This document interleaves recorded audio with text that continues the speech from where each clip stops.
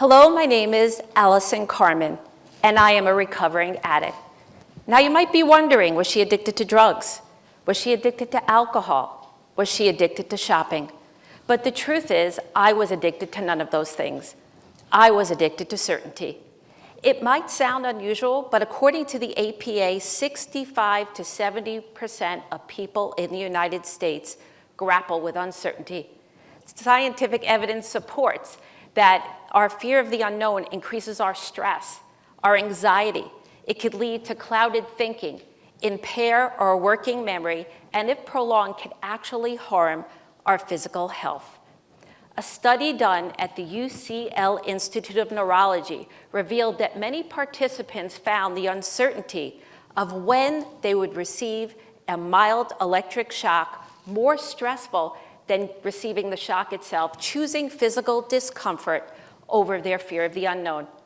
Another study done by professors at Yale University found that many students who had a low tolerance for uncertainty chose not to wait for a delayed monetary reward, even when they knew waiting was more beneficial.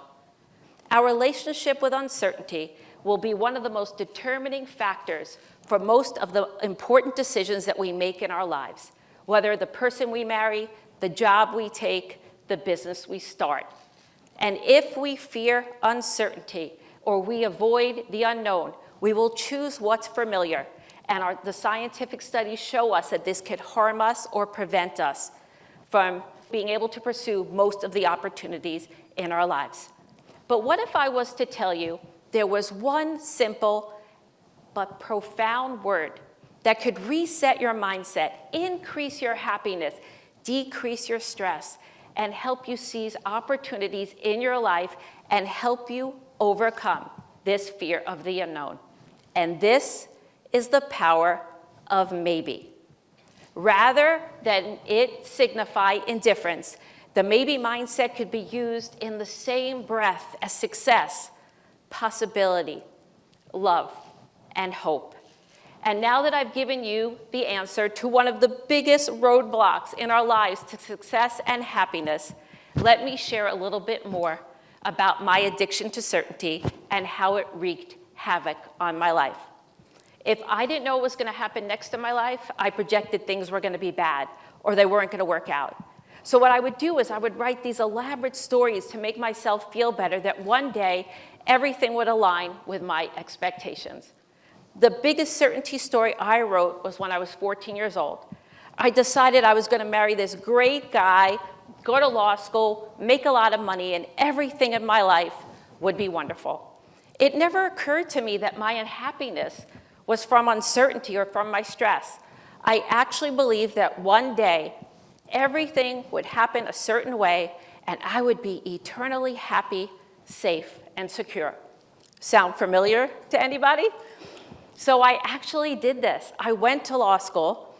I married this guy who I thought was wonderful at the time. I went to law school. I got a job at a large law firm, making a lot of money. And I actually remember walking down 57th Street in New York City on my first day of work. I actually felt like I was in the opening scene of the Mary Tyler Moore Show without the hat. I remember thinking, I'm going to make it after all. And as I was wearing my black boxy suit, my wedding band, believing I was walking towards the safety and the security I worked so hard for. However, a few days later, I found out that there were massive layoffs at the law firm. And uncertainty came right back into my life. I managed not to get laid off, but the realization occurred to me. Life is inherently uncertain, and no amount of planning or control will ever guarantee security. This epiphany sent me into a spiral of stress and anxiety, sleepless nights. It affected my immune system as I tried to grapple with this idea that I could not mitigate life's uncertainties. To ease my mind, I decided I was going to try the power of positive thinking. But the minute something unexpected happened in my life, fear and worry and negativity came back in. I tried yoga. I tried meditation. I tried veganism. These were all wonderful practices, but again, the minute the unknown came knocking at my door, doom and gloom came back into my life. Then one day, I decided I was going to take up the ancient movement technique called Qigong. And one day, I was telling my Qigong teacher all of my fears and worries, and he slowed me down. And he told me a Taoist story about a farmer. And the story goes like this. A farmer had a horse, and his horse ran away. And his neighbor came by and said to the farmer, "You have the worst luck." And the farmer replied, "Maybe." The next day, the horse came back with 5 mares. And the neighbor came by to the farmer and said, "You have the best luck." And the farmer replied, "Maybe." The next day, the farmer's son is on the horse, he falls off, and he breaks his leg. And his neighbor comes by and says to the farmer, "You have the worst luck." And the farmer replies, "Maybe." And the next day, the army comes to take the farmer's son to combat. But they can't take him because his leg is broken. And the farmer's neighbor comes by and says, "You have the best luck." And the farmer replies, "Maybe."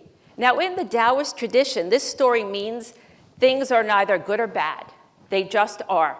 But for me, this story brought me incredible hope. I had been so worried in my life that the proverbial horse would run away. It never occurred to me that he could come back with 5 mares. It never occurred to me that the unknown could be beneficial, and uncertainty was filled with possibilities. And in this moment, my entire perspective changed, and my life began to transform. At first, I used this idea of maybe for simple stress and worries. If I was panicked, I was going to lose a client, or a misunderstanding with a friend made me worry that maybe it would be the end of our relationship. And I remembered this idea of maybe it could work out differently. Maybe everything would be okay.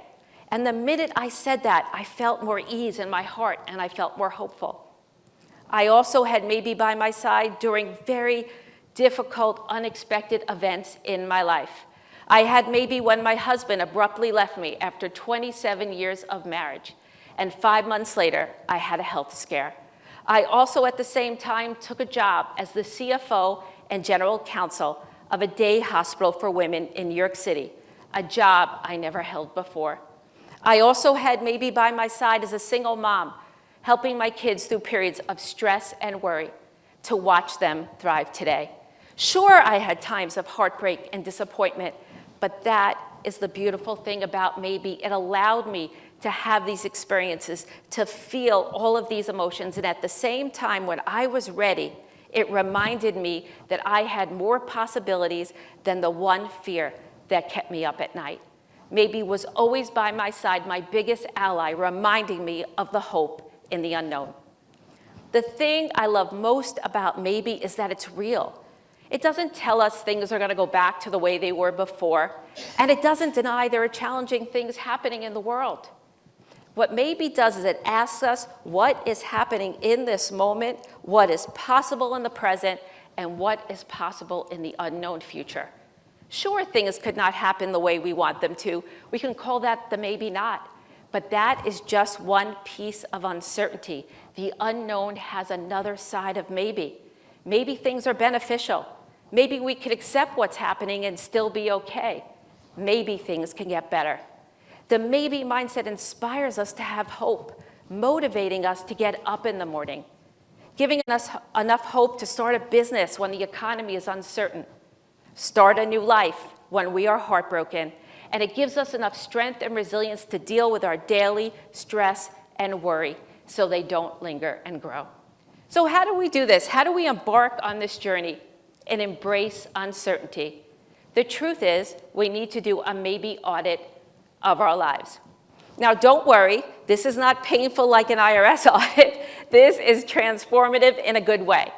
So when you do the maybe audit, you consider different areas of your life, whether it's your love life, a partnership, career, health, your dreams, your passions, your finances. And you consider, or you could write down areas or problems that are keeping you up at night, that you're worried about, you're stressed about, you're feeling negativity, you don't believe that things are ever going to change. You could also look at different areas of your life where you tend to choose certainty over possibilities. I like to call these fear statements. Some examples could be, I am never going to find a job, or I'm worried I'm going to lose my job. I'm not going to start that business because it is too risky. I will never be able to afford my life. I am so worried about my child. She has so many problems today. How will she ever find her way? I will not put myself out there to find a relationship because it will never happen. Be as specific as you can. Now consider this. Could you know for sure how any of these things will turn out? And that is the beauty of uncertainty. Most of the time, you cannot be certain of anything, and that includes your stresses, your worries, your negativity. And you also can't know if when you're picking certainty, it is more promising than your dreams or your goals.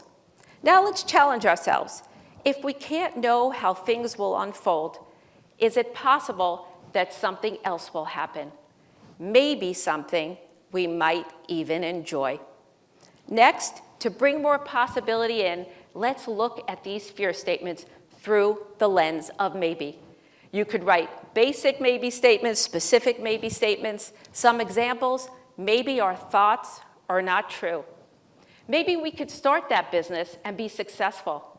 Maybe there are many ways to be okay. Maybe there are many ways our children could be okay.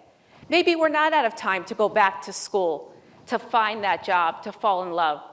Maybe we could handle everything that comes our way. Again, you could use general maybe statements or specific ones that ask you to take more action. At some point, you're going to ask yourself, how does my problems and my fears and my worries look against this idea of maybe? Do I feel more hopeful? You might start to realize that you have more possibilities than the one fear that keeps you up at night. Now, you could start with one area of your life, or you could look at many different areas. But if you do this maybe practice every day, you're going to start to see you don't feel as stuck. You don't feel as worried. You feel more hopeful. You have more possibilities, and you're more likely to pursue the things in your life that you always wanted to. You might find one maybe statement that resonates so deeply that it will become your daily mantra. For me, I could say, maybe everything is still okay, and my entire body and mind feel relaxed, I feel peaceful, and I feel hopeful. You might need to go back to the full maybe statement if something larger is happening in your life. But again, this simple and profound practice, if you do it enough, you will find a maybe statement that helps you alleviate your daily suffering, bring more hope in, and make you believe in more possibilities. The truth is, we are always living in the unknown.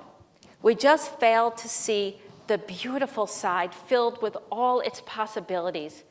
And with maybe we get to remember the potential in the unknown, the miracles and the wonderful things that we could never predict that happen in our lives.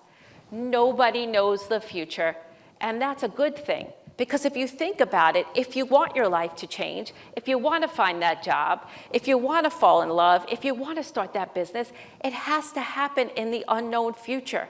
And if you embrace this beautiful idea of maybe, you will live in more possibility and not in a place of fear. And if your fears persist, as they sometimes do, maybe will be there for you, waiting for you until you're ready to let new things into your life. This beautiful sacred word will help you be more creative, more innovative, more present, and more open. Because the truth is, if we have breath, this beautiful idea remains in our grasp, giving us hope that maybe the best is yet to come. Thank you.